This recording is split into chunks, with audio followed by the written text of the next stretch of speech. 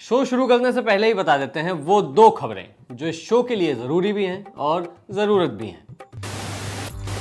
PM Modi फिर से विदेश दौरे पर चले गए हैं और अमेरिकी राष्ट्रपति ट्रंप ने एक और बार सीज फायर का क्रेडिट ले लिया है। दोनों का अलग अलग ही कंपटीशन चल रहा है, दोनों ही अवार्ड के लिए ये कर रहे हैं। इन दोनों के लफड़े पे मेरे को क्यों फंसा के रखा है? उठा ले रे बाबा, उठा ले। एक पीस प्राइज के लिए और दूसरा टीस प्राइज के लिए। बाकी ये भी आप समझ ही गए होंगे। तो हाय हेलो नमस्ते, मेरा नाम है प्रद्युम्न, काम है बकैती। किस खबर ने दी टेंशन, किस खबर ने दी राहत, किसने किससे क्या कहा, कौन हुआ आहत। हर हफ्ते की खबरों का वीकली डोज लेकर हाजिर है पंचायत। चलिए शो शुरू करते हैं। अभी मजा आएगा ना भिड़ो। हफ्ते की शुरुआत इस धमाकेदार न्यूज के साथ हुई कि उपराष्ट्रपति जगदीप धनखड़ ने इस्तीफा दे दिया है। ये कैसे हो गया?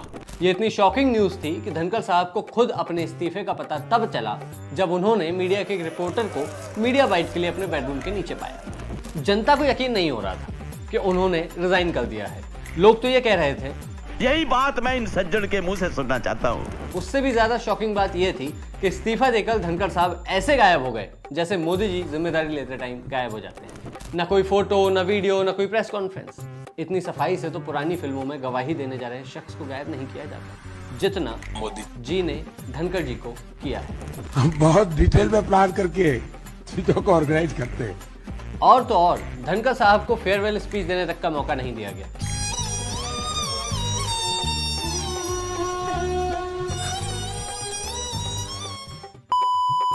जब सरकार ही फेरी टेल के हिसाब से चल रही हो तो फेयरवेल नहीं मिला करती।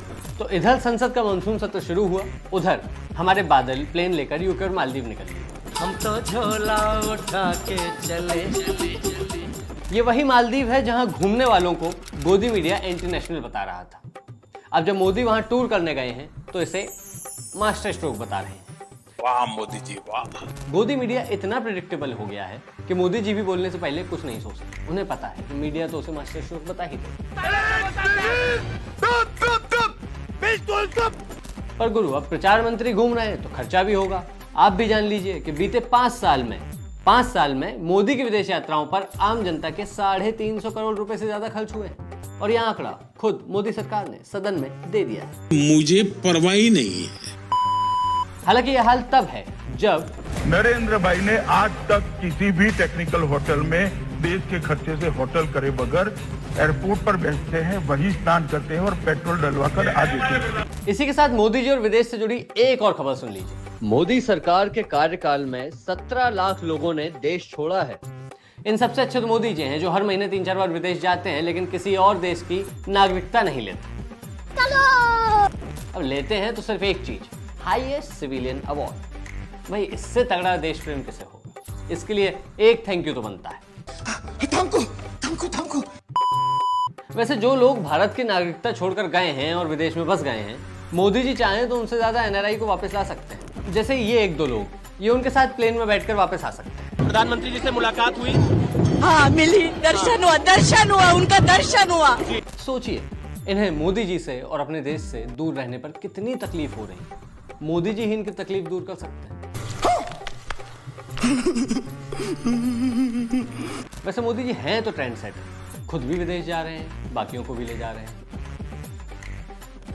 हो सकता है ये भी एक मास्टर स्ट्रोक हो। जनसंख्या पहले ही इतनी ज्यादा है, कम करने का शायद यही एक तरीका सूझ रहा हो। वैसे इस वक्त सूझ तो इलेक्शन कमीशन को भी एक फर्जीवाड़ा रहा है।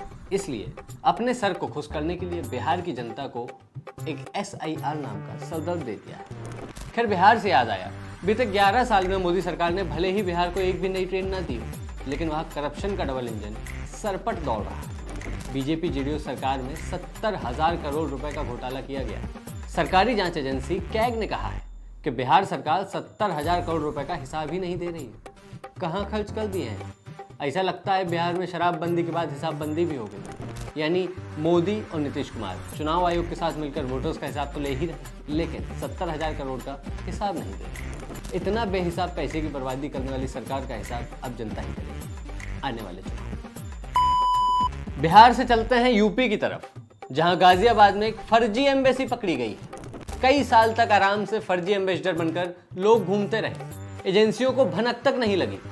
लगेगी भी कैसे जब ईडी, सीबीआई, इनकम टैक्स ये सब सरकारी एजेंसियां विपक्ष को टारगेट करने में बिजी रह रही हैं। वैसे आरोपी जो है हर्षवर्धन जैन खुद को ऐसे देशों का राजदूत बताता था जिनका असली दुनिया में कोई नामो निशान नहीं, मतलब ये देश हैं ही नहीं, जैसे वेस्ट आर्टिका, सबोर्गा, पोलविया, लोंडोनिया, ऐसे ऐसे काल्पनिक देश इसकी लिस्ट में थे। वो तो सही समय पे इसका भांडा फूट के, नहीं तो हमारे जो देसी वास्को डी गामा हैं वो इन देशों का टूर करने के लिए निकल जाते हैं। खैर आज के लिए इतना ही, अगले हफ्ते फिर मिलेंगे कुछ और खबरों के साथ, बेखबरों को खबर देने और जनता के सरोकार में नाकाम सरकार की खबर लेने।